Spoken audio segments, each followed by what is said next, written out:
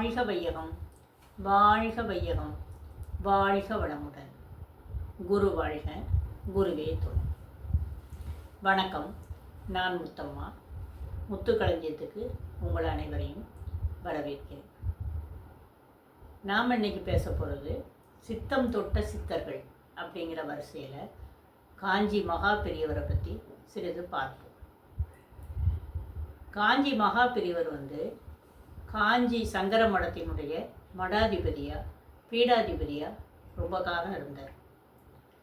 அவர் காஞ்சி பீடாதிபதிகளில் 68வது பீடாதிபதி அவர். இவர் இளம் வயசில் பிறந்தது எங்கேன்னா 1894 மே 20ஆம் தேதி வைகாசி அனுச நட்சத்திரத்தில் விழுப்புரத்தில் பிறந்தார். ஒரு கன்னட பிராமண குடும்பத்தை சேர்ந்தவர் இவர். இவரோட அப்பா சுப்பிரமணிய சாஸ்திரிகள், அம்மா மகாலட்சுமி. இவர் இளம் வயசுலேயே மிகவும் புத்திசாலியாக இருந்தார். ரொம்ப கூர்மையான அறிவுடையவர். தந்தையிட்டையே கல்வி கற்றுக்கிட்டு இருந்தார். பிறகு அவரை விழுப்புரத்தில் திண்டிவனம் ஆக்ஸ்போர்ட் அமெரிக்கன் பள்ளி அதில் 7ஆம் வகுப்பில் அவரை சேர்த்தாங்க. அவர் பள்ளியிலையும் சிறந்த மாணவனாக இருந்தார். நல்ல பேர் வாங்கினார். பள்ளி நாடகங்கள் எல்லாம் நடிப்பார். பைபிள் ஒப்பிக்கிற போட்டியில் அவர் முதல் பரிசு வாங்கியிருக்காரு. இந்த மாதிரி எல்லா இதுலேயுமே அவர் சிறந்த தகுதி பெற்று இருந்தார். இப்போ இந்த காஞ்சி மடத்தில் 67வது பீடாதிபதி அவர் தனக்கு அடுத்த வாரிசை நியமிக்கணும் அப்படின்னு முடிவு பண்ணார். அப்போ அடுத்த வாரிசாக தேர்ந்தெடுத்தது யாருன்னா இந்த நம்முடைய பெரியவரோட இயற்பெயர் சுவாமிநாதன். சுவாமிநாதனின் அம்மா வழி சொந்தக்காரர் ஒருத்தரை தான் 68வது பீடாதிபதியாக தேர்ந்தெடுத்திருந்தாங்க. அப்போ அந்த தீட்சை கொடுக்குற இதில் கலந்துக்கிட்டதுக்காக சுவாமிநாதனும் அவங்க அம்மாவை கூட்டிகிட்டு அம்மா கூட அங்கே போயிருந்தார். அப்போ தீட்சை ஏற்க நேரம் வரும்போது இந்த உறவினர் திடீர்னு காய்ச்சல் அதிகமாகி மயக்கம் போட்டு விழுந்துடுறார். அப்போ இது அந்த நிகழ்வுக்கு ஒரு பெரிய தடையாக, ஒரு அபசகனமாக பார்க்கப்பட்டது. அப்போ அடுத்தால என்ன செய்யலாம், இந்த நிகழ்வு அன்றைக்கி நடத்தியே தீரணும் அப்படிங்கிற முடிவில் அடுத்தால என்ன செய்யலான்னு பார்க்கும்போது நம்முடைய சுவாமிநாதனை 68வது பீடாதிபதியாக தேர்ந்தெடுக்காங்க. அப்போ இதை அவங்க அம்மா அப்பாட்ட சொல்லி அவங்கள்ட்ட பெர்மிஷன் கேட்காங்க. சுவாமிநாதன்கிட்டையும் சொல்லி பெர்மிஷன் கேட்காங்க. எல்லாருமே சரின்னு சொன்னதுனால அவரை அன்னைக்கே 68வது பீடாதிபதியாக அவருக்கு பதவியேற்பு நடந்தது. தீட்சை கொடுக்கப்பட்டது. 13வது வயது அவருக்கு. 1907ஆம் வருடம் அவர் பீடாதிபதியாக பதவியேற்றார். அப்புறம் அவர் மடத்தில் பாடங்கள் படிப்புகள் எல்லாம் சொல்லி கொடுத்தாங்க. வேதங்கள், வேதாந்தம், ஆகமம், உமனிடதம், இப்படி எல்லாத்துலேயும் அவருக்கு பயிற்சி கொடுத்தாங்க. இவர் கற்பூர புத்தி கொண்டவர். உடனே எதையுமே கிரகிச்சு கொள்ளக்கூடியவர். அதனால் அவர் எளிதாக எல்லாத்தையும் புரிஞ்சுக்கிட்டார். இவருக்கு மொழிகள் கற்கிறதுல ரொம்ப ஆர்வம். எல்லா மொழிகளுக்கும் படிச்சுக்கணும், தெரிஞ்சுக்கணும்னு நினைப்பார். கிட்டத்தட்ட 18 மொழிகள், ஆங்கிலம், தமிழ், கன்னடம், மலையாளம், தெலுங்கு, உருது, ஹிந்தி, சமஸ்கிருதம், ஜெர்மன், பார்சி, இப்படி 18 வகையான மொழிகளை அவர் எழுத படிக்க படிச்சுக்கிட்டார். எல்லா பக்தர்கள்ட்டையும் வர்றவங்க வேற்று மொழிக்காரர்கள் வந்தாங்கன்னா அந்த மொழியிலேயே அவர் பேசுவார். அந்த அளவுக்கு அவர் தன்னை வளர்த்துக்கிட்டார். பிறகு நடைப்பயணமாகவே, கால்நடையாகவே அவர் இந்தியா முழுவதும் சுற்றியிருக்கார். அவர் கால்படாத இடமே நம்முடைய இந்திய தேசத்தில் இருக்காது. அவ்வளவு இடத்துக்கும் அவர் அப்படி போயிருக்கார். அது போக வேதாம ஆகமங்கள் எல்லாத்தையுமே நம்ம நல்லா வளர்க்கணும், மக்கள்கிட்ட கொண்டு சேர்க்கணும் அப்படின்ட்டு மாநாடுகள் நடத்தினார். வேத மாநாடுகள் அப்படின்னு நடத்தி அதை மக்களுக்கு கொண்டு போனார். நிறைய வேத பாடசாலைகள், குழந்தைகள் வேதம் படிக்கணும் அப்படின்னு வேத பாடசாலை ஏற்படுத்தினார். எளிமையாக வேதத்தோட கருத்துக்கள், வேதாந்தத்தோட கருத்துக்களை எளிமையாக அவர் நமக்கு விளக்குவார். அதை மக்கள்கிட்ட கொண்டு போவார். இப்படியாக அவர் நம்மில் ஒருவராக அவர் வாழ்ந்துக்கிட்டு இருந்தார். அதே சமயத்தில் அவர் சாட்சாத் சிவபெருமானே இருக்கிறது போல ஒரு உணர்வு நமக்கு ஏற்படும். அப்படி ஒரு பக்தி பெருக்கு அவரை பார்த்தோன்னே ஏற்படும். ஒரு பெரிய மகா முனிவராக சித்தராக வாழ்ந்தார். ஆனால் அப்படி இருந்தாலும் அவர் நம்ம சுற்றி உள்ள உலகத்தில் என்ன நடக்கு, அன்றாட நிகழ்வுகள் என்ன அப்படிங்கிறதையும் அவர் கவனிச்சுக்கிட்டே தான் இருப்பார். மகாத்மா காந்தி இந்த சுதேசி இயக்கம் நடத்தும் போது, அதாவது வெளிநாட்டு துணிகள் எல்லாம் பயன்படுத்தக்கூடாது, வெளிநாட்டு பொருட்களை பயன்படுத்தக்கூடாது, நம் நாட்டு பொருட்களை தான் பயன்படுத்தணுங்கிற ஒரு போராட்டத்தை கொண்டு வரும்போது நம்முடைய பெரியவரும் அவருடைய ஆடைகள் எல்லாம் கலத்தி கடலில் வீசிட்டு அன்னையிலேருந்து அவர் கதர் கட்ட ஆரம்பித்தார். இப்படி நாட்டினுடைய அன்றாட நிகழ்வுலையும் அவர் பங்கு பெற்றார்.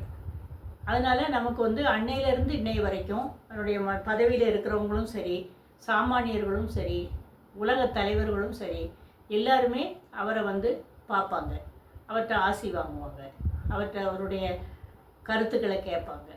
இப்படியாக அவருடைய இது போய்கிட்டு இருந்தது. அவர் 1994 ஜனவரி மாதம் சித்தி அடைஞ்சார். 100 வயசு வாழ்ந்தார். 100 வயசு வாழ்ந்து அவர் நம்முடைய மடத்திலேயே அவருக்கு சமாதி வச்சுருக்காங்க. அவர் பீடாதிபதியாக இருக்கும்போதே அவருக்கு அடுத்த பீடாதிபதியும் நியமித்தார், அதுக்கு அடுத்த பீடாதிபதியும் அவர் நியமிச்சிட்டார். 2 பீடாதிபதிகள், அடுத்த பீடாதிபதிகள் வாரிசுகள் மடத்தில் இருந்தாங்க அவர் இருக்கும்போதே. எந்த இதையும் ஏற்றுக்கிட மாட்டார், ரொம்ப எளிமையானவர். ஒரு பக்தர் 94 வயசாயிட்டு அவர் இவரை பார்க்காரு மகானை. அப்போது பெரியவர் தெரியுதா அப்படின்னு கேட்காரு. தெரியலேங்காரு. தலையில் இந்த மாலையை தூக்கி வைக்காரு, பூவை தூக்கி வச்சு தெரியுதான்னு கேட்டுக்கிட்டே பக்தருக்கு அருகில் வரைக்கும் வந்துடுறாரு. அது அப்போவும் தெரியலைங்க. கடைசியில் ரொம்ப நெருங்கி ஒரு உத்திராட்சத்தை தூக்கி தலையில் வச்சு தெரியுதா அப்படின்னு கேட்டார். உடனே தெரியுது, இப்போ நல்ல தெரியுதுன்னு அவர் பக்தர் முகத்தில் ஒரே சந்தோஷம். உடனே அவரை வாழ்த்தி ஆசீர்வாதம் கொடுத்து இவரை பத்திரமா ரிச்சாவில் கொண்டு விட சொல்லிடுங்க அப்படின்னு சொல்லி அனுப்பினார். என்ன நடந்ததுங்கிறது மடத்தில் உள்ள சிஷியர்களுக்கு தெரியலை. ஆனால் மறுநாள் காலையில் நேற்று வந்த பக்தர் இறந்து விட்டார் அப்படின்னு தெரிஞ்சது. அப்போ தான் தெரிஞ்சுது அவருக்கு அவர் 94 வயசாயிட்டு நையர் சிவனை பார்க்கணுங்கிறது அவருடைய ஆசை. இந்த சிவனுக்கு அவருடைய பார்வை குறைவு வேறு இருக்குது. சிவனை அவருடைய பார்வைக்கு கிடைக்க செஞ்சுருக்காரு மகான். அந்த சந்தோஷத்துலேயே அந்த பக்தர் உயிரை விட்டார். இந்த மாதிரி நிறைய அற்புதங்கள், நிறைய இது. ஒரு கல்கத்தாவை சேர்ந்த பக்தருக்கு சாப்பிட முடியாமல் இருந்தது, உணவு உட்கொள்ளவே முடியலை. கேட்டால் உணவு குழாயில் நிறைய ஓட்டை இருக்குது, ஒன்றும் செய்ய முடியாதுன்ட்டாங்க. அப்போ அவர் எதுவுமே செய்ய முடியாமல் அவருக்கு இடுப்பு வழியாக தான் அவருக்கு உணவு செலுத்திக்கிட்டு இருந்தாங்க. அந்த நேரத்தில் ஒரு உபன்யாசம் நடந்தது. அவர் காஞ்சி பெரியவரோட பக்தர். அவர் ஒவ்வொரு இடத்துலையும் ஒவ்வொரு நிகழ்வுலையும் அவர் காஞ்சி பெரியவரோட அற்புதங்களை, அவரை பற்றிய தகவல்களை சொல்லியே நிகழ்ச்சியை நடத்தினார். நிகழ்ச்சி முடிஞ்ச உடனே இந்த கல்கத்தா பக்தர் போய் என்னைய மகான்கிட்ட கூப்பிட்டு போங்க, எனக்கு நான் ரொம்ப கஷ்டப்படுறேன் அப்படின்னோடனே சரின்ட்டு கூப்பிட்டு போகிறார். அப்போது மகா பெரியவர் அவரை பார்த்துட்டு, இதுக்கு நான் ஒரு கடினமான வழி தான் நமக்கு தீர்வு சொல்ல முடியும், பரிகாரம், அதை அவன் செய்வானா அப்படின்னு கேட்கார். உடனே இவர் நான் செய்தேன் அப்படின்னோடனே புராணங்கள் 18 இருக்குது.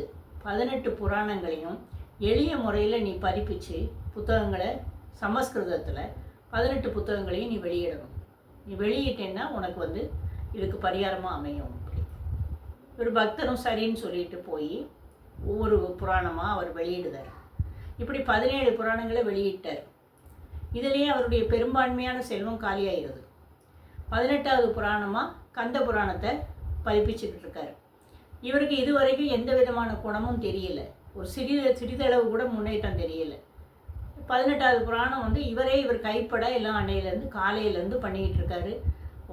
ரொம்ப டயர்டாகிருந்தார். இது பண்ணிகிட்டே இருக்கும்போதே திடீர்னு பார்த்தா அவருக்கு பசி வருது. இது என்னடா பசிக்கே அப்படின்னு அவர் நினைக்கிறதுக்குள்ளே யாரோ ஒருத்தர் கோயில் பிரசாதத்தை கொண்டு அங்கே வச்சுட்டு போகிறாங்க. உடனே இவர் அறியாமலே அந்த பிரசாதத்தை எடுத்து இவர் சாப்பிட்றோங்கிறதே அவருக்கு உணர முடியலை. அந்த நேரத்தில் அவருடைய மனைவி அறைக்குள்ளே வராங்க. என்ன சாப்பிடுதீங்க, வாயிலால் சாப்பிடுதீங்களேன்னு அவங்க சொல்கிறாங்க. உடனே இவர் அதுக்கப்புறம் தான் இவருக்கு உணர்வு ஆமாம் அப்படின்னு சொல்லிட்டு 2 பேரும் டாக்டரை பார்க்க ஓடுதாங்க. டாக்டர் சொல்லுறாரு, ஒன்று டெஸ்ட் எல்லாம் பண்ணி பார்த்துட்டு உங்களுக்கு உணவு குழாயில் ஒரு ஓட்டையும் இல்லை, எல்லாமே சரியாயிட்டு, நீங்கள் இனிமேல் எந்நேரம் போல் வாய் வழியாகவே உணவு எடுத்துக்கலாம் அப்படின்னு டாக்டர் சொல்லிடுறாரு. உடனே அவங்க 2 பேரும் காஞ்சிபுரத்துக்கு வந்து பெரியவரை வணங்கி அவர்கிட்ட வந்து நன்றி தெரிவிச்சுட்டு உங்கள் ஆசீர்வாதத்தை வாங்கிட்டு போனாங்க. இப்படி அந்த அவருடைய ஆனால் அவர் வந்து சொல்கிற பரிகாரம் அந்த நபருக்கு மட்டும்தான் கேட்கும். அவங்க கர்மாவுக்கு தகுந்தால தான் அவங்களுக்கு பலன் சொல்லுவார். இப்போ ஒரு குழந்தை ஒரு 7-8 மாதம் இருக்கும், அப்பா அம்மா கூப்பிட்டு வராங்க, தூக்கிட்டு வராங்க. குழந்தை அழகாக கொழுன்னு இருக்குது. ஆனால் ஒரு அசைவும் இல்லை, உணர்வும் இல்லை. பெரியவரோட பாதத்தில் போட்டு அவங்க 2 பேரும் தேம்பி அழுதாங்க. இப்போ பெரியவர் உத்து பார்த்துட்டு ஒரு முன்னேற்றத்தையும் காணமே அப்படின்ட்டு மடத்து சிஷியர்கிட்ட கொஞ்சம் பாலும் நந்தியாவட்ட பூவும் எடுத்துகிட்டு வாங்கார். அதை எடுத்துகிட்டு வந்த உடனே அதை வச்சு அவருடைய கண்ணில் நெத்தியில் எல்லா பாகங்களையும் அந்த பாலை தொட்டு அந்த பூவால் தடகுதார். தடையிட்டு நீ மாயவரத்துக்கு கூட்டிகிட்டு போய் குரு சந்நிதியில் படுக்க வை அப்படின்னு சொல்லி அனுப்பிடுவார். இவங்களும் உடனடியாக புறப்பட்டு அங்கேருந்து வராங்க. இவங்க ஊர் வந்து சேர்றதுக்குள்ளேயே அங்கே கோயிலில் எப்படி தான் தகவல் தெரிஞ்சதோ பக்தர்கள் கூடி நிற்காங்க. ஒரே கூட்டம் குழந்தைய எதிர்பார்த்து நிற்காங்க. இவங்க கொண்டு சந்நிதியில் படுக்க வச்சுட்டு பெரியவங்க பெற்றோர்கள் 2 பேரும் நின்றுட்டு இருக்காங்க. சுற்றி மக்கள் கூட்டம். ஒரு 2 மணி நேரம் 3 மணி நேரம் ஆயிடுது, ஒன்றும் நடக்கலை. பிள்ளை அசைவு இல்லாமல் கிடக்கு. இப்போ பக்தர்கள்லாம் கசகசன்னு பேசுகிறாங்க. மக்கள் வந்து சொல்கிறாங்க, என்ன நம்பிக்கை நம்ம கடவுளுங்கோ வைக்கவோன்னு ஒரு நெகட்டிவாக பேசுகிறாங்க. ஆனாலும் பெற்றோர்கள் வந்து நம்பிக்கையோடு எதிர்பார்த்து காத்திருக்காங்க. அப்போ அங்கே ஒரு வெள்ளை நிற பூனை வருது. பூனை வந்தோடனே அம்மா பயந்து போய் பிள்ளைய என்னமும் செஞ்சிடக்கூடாது அப்படின்ட்டு கை வைக்காங்க. ஆனால் பூனை மெதுவாக வந்து இந்த குழந்தைய பார்த்துட்டு நெத்தியில் வந்து நாக்கை வச்சு நக்குது. அப்புறம் உடம்பு முழுசையும் முகர்ந்து பார்த்துட்டு அந்த பூனை போயிடுச்சு. பூனை போன அடுத்த நிமிஷம் நிமிர்ந்து படுத்திருந்த குழந்தை சந்நிதியை பார்க்க திரும்பி குருவை பார்க்க படுத்துது. படுத்துட்டு கழுக்குன்னு ஒரு சத்தம் கொடுத்தது, மழலை குரல் ஒன்றை கொடுத்தது. உடனே பெற்றோர்களுக்கு தாரையாக கண்ணீர் வடித்து குழந்தைய தூக்கிக்கிட்டு உடனே பெரியவரை பார்க்க வந்தாங்க. இப்போ பெரியவர் என்ன சொல்கிறாருன்னா, போன பிறவியில் பூனைக்கு நீங்கள் ஏதாவது துன்பம் ஏற்படுத்தியிருந்தீங்கன்னா அல்லது பூனையை கொண்டு இருந்தீங்கன்னா பூனை தோஷம் வந்து இப்படி தான் வரும். குழந்தை இல்லாமல் செய்யும், இல்லைன்னா குழந்தைக்கு ஊனம் ஏற்படுத்தும், குறை ஏற்படுத்தும். அப்போ அந்த கர்மாவை நம்ம பூனையை கொண்டு சரி பண்ணணும்னு தான் உங்களை நான் அங்கே போக சொன்னேன் அப்படின்னு அவர் சொன்னார். அந்த கர்மாவை அப்படி நீக்கிட்டார். யாருக்கு என்னென்ன கர்மாக்கள் இருக்கோ அதுக்கு தகுந்தாற் போல் பரிகாரம் சொல்லுவார். எளிமையான பரிகாரத்தை சொல்லுவார். நமக்கு தகுந்தாற் போல் பேசுவார். இதில் வந்து அவர் என்ன சொல்கிறாருன்னா, நமக்கு வந்து ஒரு பக்தர் வந்து கேட்கார், நீ வந்து எனக்கு நிறைய நோயாக இருக்குது, நிறைய பிரச்சனையாக இருக்குது, எனக்கு என்ன செய்யனே தெரியல அப்படிங்கிறார். அப்போ அவர் சொல்கிறாரு, எண்ணம் போல் தான் வாழ்க்கை. உனக்கு எண்ணம் எப்படி இருக்கோ அப்படி தான் இருக்கும். நீ நல்ல எண்ணம், தூய்மையான எண்ணம் வச்சுருந்தீங்கன்னா வாழ்க்கை நீரோடை போல் போகும், இல்லைன்னா பிரச்சனை தாங்க. இந்த பக்தருக்கு புரியலைன்னு அவர் சொல்கிறாரு, என்றைக்குமே நெகட்டிவ் தாட்ஸ் வந்து நமக்கு இருக்கக்கூடாது. நீ பிரச்சனையை பார்த்து பழகிட்டு இந்த பிரச்சனையவே நீ நினச்சி நம்ம பிரச்சனை தான் நம்ம வாழ்க்கை நீ நினைக்கிறதுனால தான் உன்னுடைய வாழ்க்கை வந்து பிரச்சனையை சுற்றியே போய்கிட்டு இருக்கு. நீ அந்த நெகட்டிவ் தாட்ஸை தள்ளிட்டு பாசிட்டிவ் தாட்ஸை நீ கொண்டு வரணும். கொண்டு வந்தால் உனக்கு வாழ்க்கை நல்லா இருக்கும் அப்படின்னோடனே அப்போ என்ன செய்யணும் அப்படின்னா, காலையில் எழும்பினோடனே நல்லா உட்காந்து 2 கையிலையும் கல் உப்பு வச்சுக்கிட்டு நம்ம வந்து மடியில் ஒரு பேப்பர் வச்சுட்டு உட்காந்து, உங்களுக்கு நோய் இருக்குது அப்படின்னா, எனக்கு நோயால் நான் ரொம்ப கஷ்டப்படுறேன், எனக்கு இது சரியாகணும், நான் நோயிலேருந்து விடுபடணும், நான் ஆரோக்கியமாகணும், நான் ஆரோக்கியமாயிட்டேன் நீங்கள் நினச்சிக்கிட்டே இருந்தீங்கன்னா நினச்சிட்டே இருங்க. அன்னைக்கு கையில் வச்சுருக்க உப்பை பேப்பரில் மடக்கி ஓடுத தண்ணியில் விட்டுருங்க. இப்படியே தினசரி உப்பு வச்சு நீங்கள் பேப்பரும் வச்சுக்கிட்டு நீங்கள் செய்யுங்க. இப்படி தொடர்ந்து நீங்கள் பண்ணிட்டு வரும்போது உங்களுக்கு அந்த நோய் தீர்ந்து நல்ல ஆரோக்கியமான உடலை நீங்கள் பெறுவீங்க. ஏன்னா உங்கள்கிட்ட இருக்க நெகட்டிவ் தாட்ஸ் பூரா வெளியே போகும். அதே மாதிரி பணம் இல்லை, நான் ரொம்ப கஷ்டப்படுறேன், பண பிரச்சனையாக இருக்குது அப்படின்னா நீங்கள் இதே மாதிரி 2 உப்பை வச்சுக்கிட்டு உட்காந்து எனக்கு வந்து பண பிரச்சனையாக இருக்குது, ஆனால் எனக்கு பணம் நல்லா வருது, பணம் நிறைய வருது, நீங்கள் இப்படியே நினச்சிட்டே இருக்கணும். நீங்கள் நினச்சிக்கிட்டே இருக்கும்போது உங்கள்கிட்ட இருக்கிற நெகட்டிவ் தாட்ஸ் வெளியே போய் பாசிட்டிவ் தாட்ஸ் உள்ளே வரும்போது உங்களுடைய பிரச்சனைகள் தீரும். அப்போ இந்த உப்பை வந்து நீங்கள் மடக்கி நீங்கள் வெளியே போட்டுறணும். என்ன காரணம் அப்படின்னா, உப்பு வந்து நெகட்டிவ்களை நம்ம வந்து எடுத்துரும். அதுக்காகத்தான் நம்ம திருஷ்டி சுற்றும் போது நெகட்டிவ் அந்த உப்பை சுற்றுறோம். அதே மாதிரி கோயிலுக்கு பரிகாரம் சொன்னால் உப்பு வாங்கி போடுவாங்க, உப்பு வாங்கி போட்டு பரிகாரம் பண்ணுறோம். கடலில் குளிச்சுட்டு வாமாங்க, கடல் தண்ணியில் கால் நனை, கடல் தண்ணியை எடுத்து தலையில் தொழி, இப்படியெல்லாம் நமக்கு நிறைய சொல்லுவாங்க பெரியவங்க. காரணம் வந்து இந்த நெகட்டிவ் தாட்ஸை ஈர்க்கக்கூடிய தன்மை உள்ளது உப்பு. அதனால் அந்த உப்பை வந்து நம்ம வந்து எடுத்துடணும், உப்பை வந்து நம்ம பயன்படுத்திக்கிட்டு நம்ம வாழ்க்கையை நல்ல முறையில் கொண்டு போகணும் அப்படின்னு பெரியவர் சொன்னார். இது எளிய முறை பரிகாரம். இதை வந்து நமக்கு அன்றாட வாழ்க்கையில் நமக்கு எல்லாத்துக்குமே பிரச்சனைகள் தான் இருக்குது, எத்தனையோ வகையான பிரச்சனைகள். அந்த பிரச்சனைகளை நம்ம சொல்லி நம்ம இதன் மூலமாக நம்ம தீர்வை கேட்டுக்கிட்டால் நம்ம வாழ்க்கை நல்லபடியாக அமையும். இதை வந்து நம்ம பெரியவர் நமக்கு சொல்லியிருக்காரு. கண்கண்ட மகான், அப்பேற்பட்ட மகானை வணங்கி நம்ம அவரை பின்பற்றுவோம். அவரை வணங்கி நம்ம கேட்கறது மூலமாக நம்முடைய வாழ்க்கையும் நமக்கு நல்லபடியாக நடக்கும் அப்படின்னு கேட்டுக்கிட்டு இன்றைய உரையை நிறைவு செய்து கொள்கிறேன். ஹரஹர சங்கர ஜெய ஜெய சங்கர, ஹரஹர சங்கர ஜெய ஜெய சங்கரா, ஹரஹர சங்கரா ஜெய ஜெய சங்கரா. வணக்கம், வாழ்க வளம்.